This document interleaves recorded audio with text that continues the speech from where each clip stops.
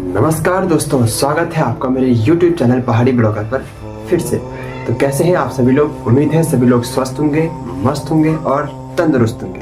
तो भाई आज मैं आपको बताने जा रहा हूँ एक रहस्यमयी पर्वत के बारे में और भगवान भोलेनाथ और माँ पार्वती के निवास स्थान के नाम से जाने जाने वाला यह पर्वत कैलाश पर्वत है। आपने इसके बारे में तो कई बार सुना होगा, बट इसके बारे में जो रहस्यमयी इसकी जो बातें हैं उसके बारे में शायद ही आपने सुना होगा।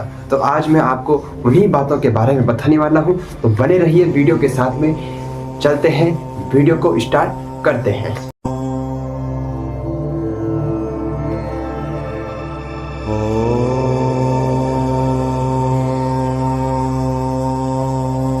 कैलाश पर्वत जो कि भगवान शिव और माँ पार्वती का निवास स्थान है और यह तिब्बत के स्वायत्त क्षेत्र में स्थित है।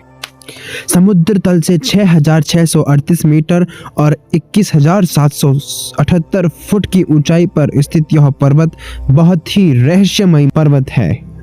और वही बात की जाए माउंट एवरेस्ट की, जिसकी ऊंचाई 8,849 मीटर है, जो कि कैलाश पर्वत से लगभग 2,000 मीटर ऊंचा है, जिस पर आज कई हजार लोग चढ़ाई कर चुके हैं। और वही बात की जाए कैलाश पर्वत की, तो वहां ऐसा माना जाता है कि 11वीं शताब्दी में तिब्बती बौद्ध योगी मिलारेपा ही कैलाश पर्वत पर चढ़ाई करने वाले पहले व्यक्ति थे। मिलारेपा ने कैलाश पर्वत पर चढ़ाई की थी और इसके बाद जीवित वापस लौट आए थे, लेकिन इसका कोई भी प्रमाण अभी तक नहीं है।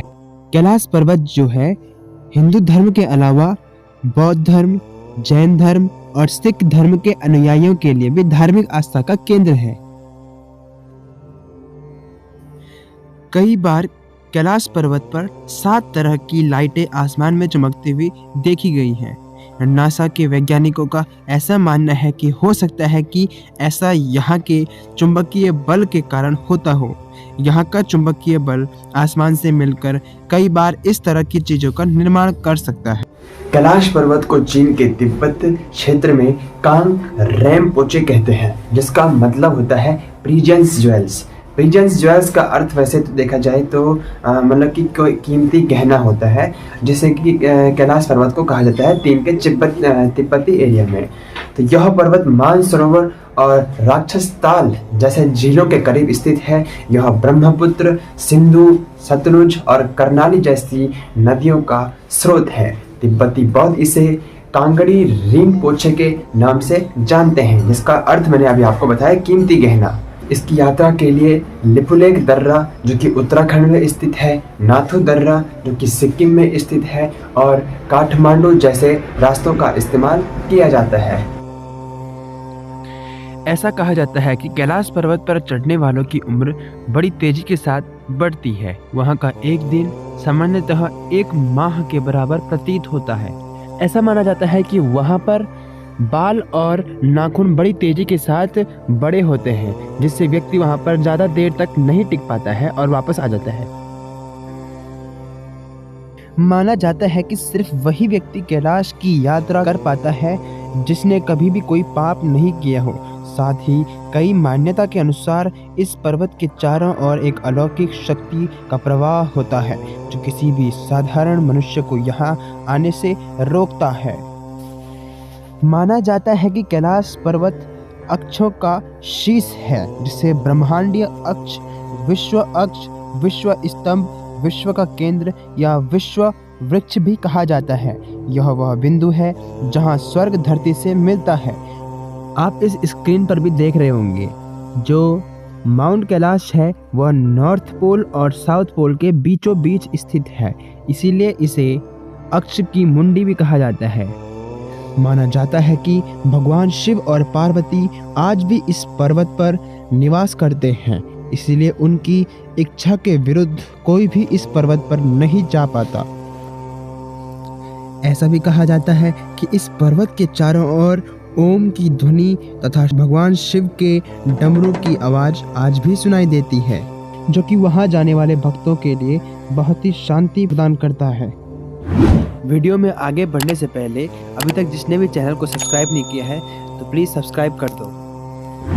साल 1999 में रूस के विशेषज्ञ अर्नेस्ट मुल्दशिफ और उनकी टीम कैलाश पर्वत के रहस्यों के बारे में जानने के लिए कैलाश पर्वत की ओर निकले, जिसमें उनके साथ भूविज्ञान, भौतिकी के विशेषज्ञ और इतिहासकार शामिल थे। इन्होंने कैलाश पर्वत के आसपास कई महीने बिताए। मुल्दशिफ ने इस रहस्य का विस्तृत अपनी पुस्तक where do we come from में लिखा, जिसमें उन्होंने कैलाश पर्वत के रहस्यों के बारे में बताया। उनका कहना था कि कैलाश पर्वत वास्तव में एक मानव निर्मित विशाल पिरामिड है, जिसे प्राचीन काल में बनाया गया था। उनका यह भी मानना था कि यह पिरामिड कई छोटे छोटे पिरामिडों से घिरा हुआ है।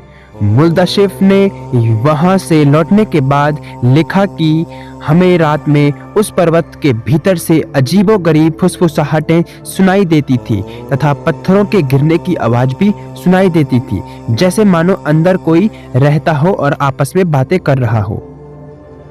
सूर्य अस्त के समय कैलाश पर्वत पर स्वास्तिक चिन्ह दिखाई देता है, जो कि वहां जाने वाले भक्तों के मन में एक सकारात्मक ऊर्जा प्रदान करता है। जिस समय कैलाश पर्वत पर बर्फ गिरती है तो दक्षिण दिशा से देखने पर उस पर्वत पर ओम चिन्ह दिखाई देता है। कैलाश पर्वत को स्वर्ग का प्रवेश द्वार भी कहा जाता है। वैसे तो कैलाश पर्वत पर कोई भी हेलीकॉप्टर या एरोप्लेन ले जाना तो प्रतिबंध है, लेकिन चीन इस रहस्य के बारे में जानने के लिए कैलाश पर्वत पर अपना हेलीकॉप्टर भेजता है, और जैसे ही वो अपना हेलीकॉप्टर कैलाश पर्वत की ओर भेजता है तो वहाँ जो है काले बादल लगने शुरू हो जाते हैं, और जैसे जैसे वो उसके शीर्ष की ओर जाता है तो वैसे वैसे वहाँ पर जो है वो काले बादल और उसे घेरने लग जाते हैं, और बहुत ही तेजी के साथ वहाँ पर बर्फबारी और बिजली कड़कना शुरू हो जाती है, जिस कारण वो वहाँ से वापस आ जाते हैं। दोस्तों, कैसा लगा आपको आज का ये वीडियो? प्लीज़ कमेंट में जरूर लिखें, और जो भी चैनल में नया है प्लीज़ सब्सक्राइब जरूर करें, बेल आइकन जरूर दबाएं। तो अगर आपको ऐसे ही वीडियोस चाहिए, ऐसे ही इंफॉर्मेशन वाली वीडियोस चाहिए और ब्लॉगिंग वाली वीडियोस चाहिए, तो भाई इस चैनल को जरूर सब्सक्राइब करें। और अब मिलते हैं अगली वीडियो में, तब तक के लिए बाय बाय।